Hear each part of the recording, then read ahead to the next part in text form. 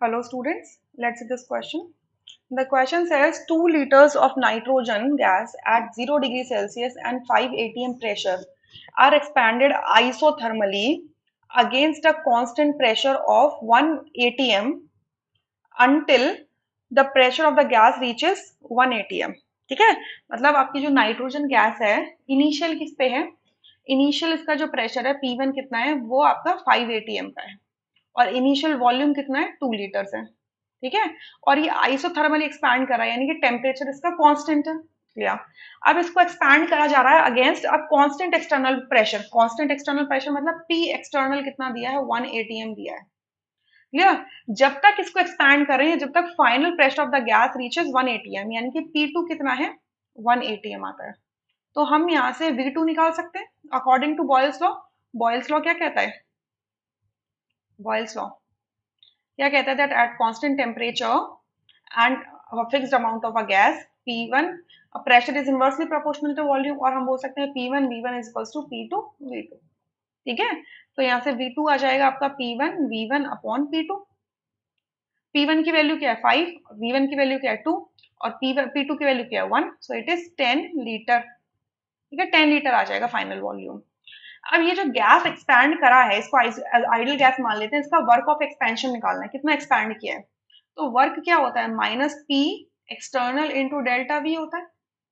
P external तो हमें given है, ठीक है, और डेल्टा वी क्या होगा V2 माइनस V1 क्योंकि एक्सपेंशन हो रहा है। पी एक्सटर्नल कितना है 1 एटीएम। ठीक है, 1 एटीएम और V2 माइनस V1, V2 कितना निकल के आया 10 लीटर और V1 कितना दिया था 2 लीटर। तो ये कितना हो जाएगा ओवरऑल हमारा 8 लीटर एटीएम। वर्क माइनस में आता है ना, तो वर्क डन हमसे पूछा गया है। ठीक है, अच्छा तो अब यहाँ से देखो ये लीटर एटीएम में आंसर आ रहा है बट आपको ऑप्शंस जूल्स में दिए हैं। So one other thing you should know that 1 litre ATM is equals to 101.325 joule होता है।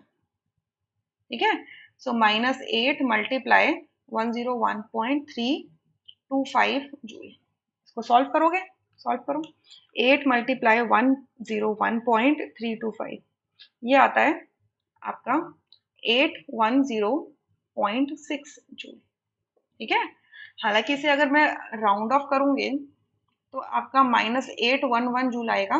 तो ऐसा ऑप्शन अगर आप देखोगे जो नियरेस्ट वैल्यू आती है वो सेकंड ऑप्शन में आती है, rest option would be incorrect.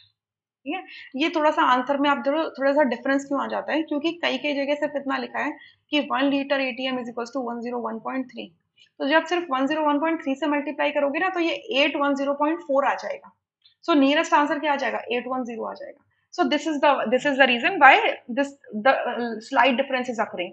Otherwise आप ऑप्शंस देख लो कोई भी ऑप्शन नियर अराउंड आएगा ही नहीं 811 के, सिर्फ 810 ही आएगा। इसका मतलब सेकंड ऑप्शन करेक्ट है। I hope you understood this question really very well. Thank you.